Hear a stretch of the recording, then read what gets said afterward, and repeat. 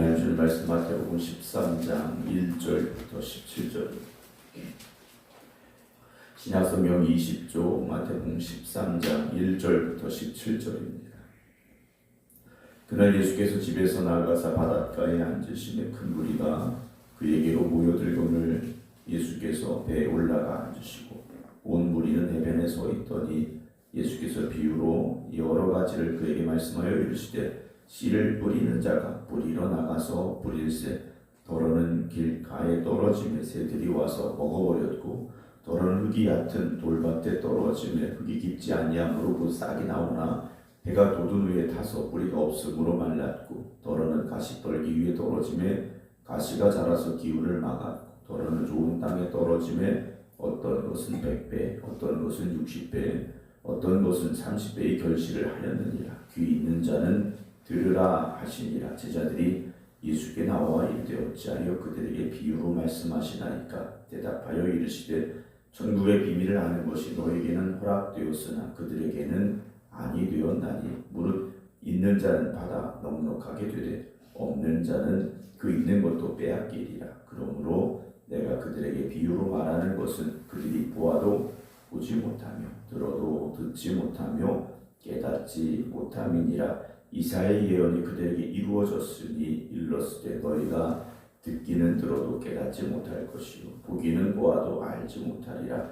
이 백성들의 마음이 완악하여져서 그 귀는 듣기에 둔하고 눈은 감았으니 이는 눈으로 보고 귀로 듣고 마음으로 깨달아 돌이켜 내게 고침을 받을까 두려워함이라 하였느니라. 그러나 너희 눈은 봄으로 너희 귀는 들음으로 복이 있도다. 내가 진실로 너희에게 이르노니 많은 선자와 의인이 너희가 보는 것들을 보고자 하여도 보지 못하였고 너희가 듣는 것을 듣고자 하여도 듣지 못하였느니라. 아멘. 할렐루야. 오늘 본문의 말씀은 우리가 잘 알고 있는 밭의 비유가 오늘 본문에 기록이 되어져 있습니다.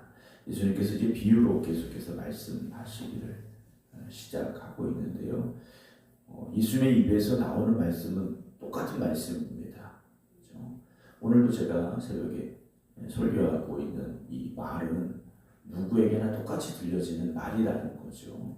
제가 얘기하는데 누구에게는 이렇게 들리고 누구에게는 저렇게 말하고 있지는 않다라는 겁니다.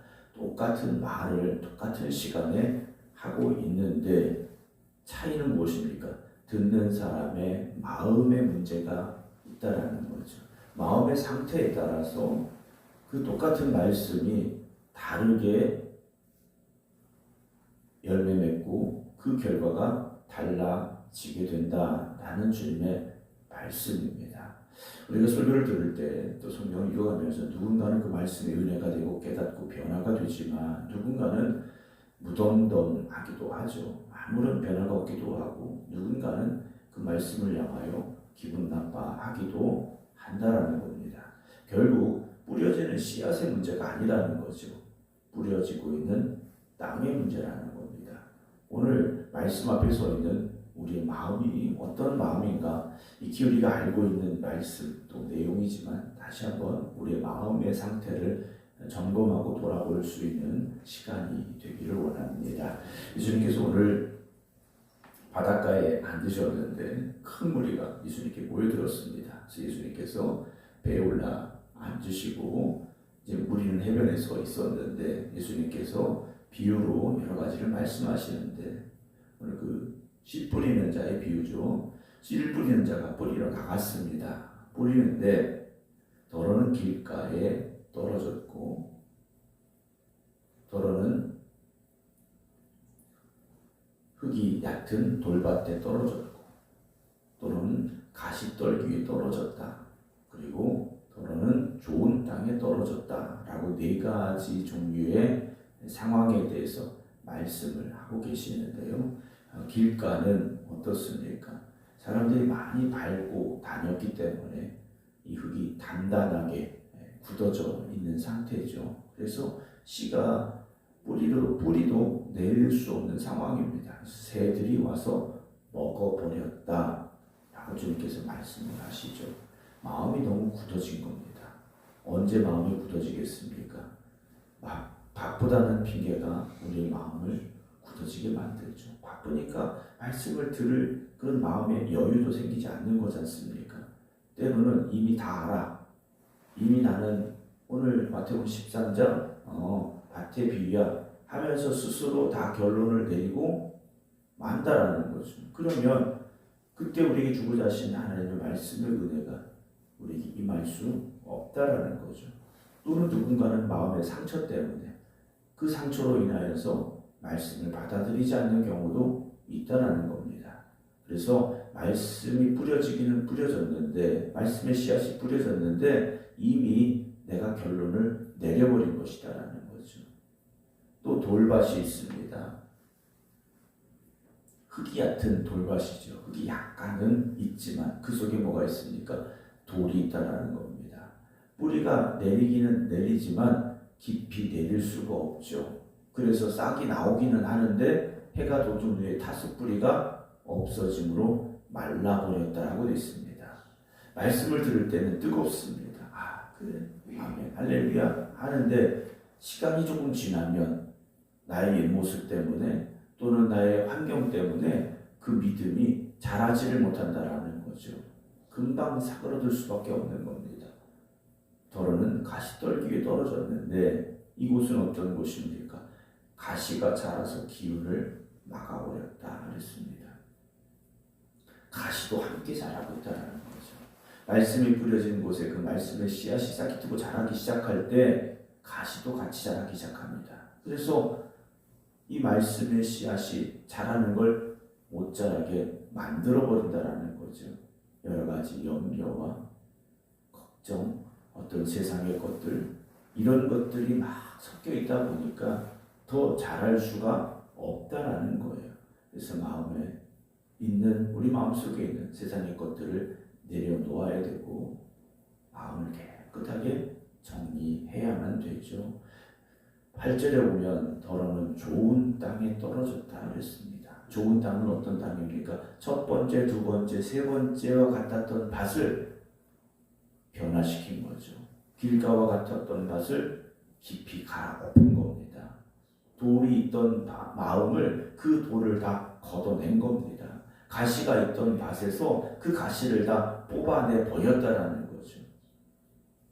애초에 좋은 밭이 그렇게 많겠습니까? 그렇지 않다라는 거죠. 앞에 있었던 이 세 가지의 밭이었지만 이걸 다 바꿔내야 된다라는 거죠.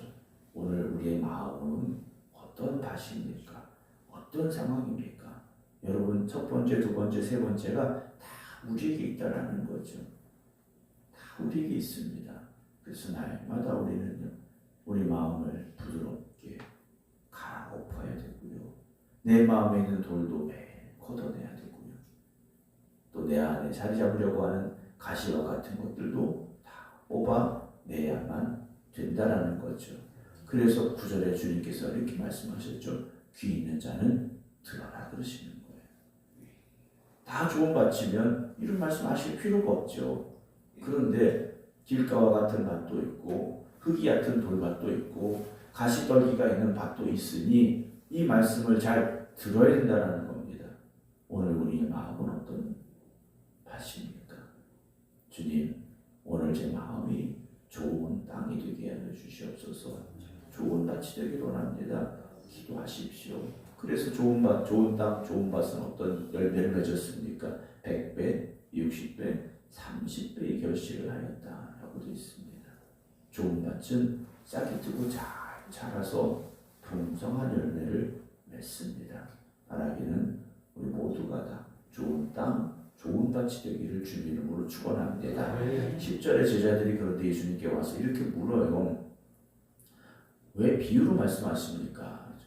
주님 직접적으로 말씀하셔도 되는데 왜 비유로 말씀하십니까? 그때 주님께서 11절에 천국의 비밀을 아는 것이 너에게는 허락되었으나 그들에게는 아니 되었다라고 말씀을 하셔요. 이게 무슨 말씀입니까? 12절에 무릇 있는 자는 받아 넉넉하게 되되 없는 자는 그 있는 것도 빼앗기리라 라고 말씀을 하셔요. 이 무슨 말씀일까라는 거죠. 회개하고 그 말씀을 따르려 하는 사람에게는 좋은 밭이 됩니다. 그러나 그 말씀을 거부하고 반대하고 대적하는 사람에게는요, 심판의 시간이 다가올 수밖에 없다라는 거죠. 그래서 이사야서 예언을 말씀을 하시는데 13절에 먼저 이렇게 말씀하시죠. 그들이 보아도 보지 못하며 들어도 듣지 못하며 깨닫지 못한다라고 말씀을 하셔요. 이들에게 들려주지 않겠다는 게 아닙니다. 보여주지 않으시겠다라는 게 아니에요. 보여주지만 보지 못하고 들려주지만 듣지 못하니 그들이 깨닫지 못할 뿐이다 라고 말씀하시죠. 오늘 우리에게 들려주실 때 들을 수 있어야 되고 보여주실 때 볼 수 있어야 됩니다.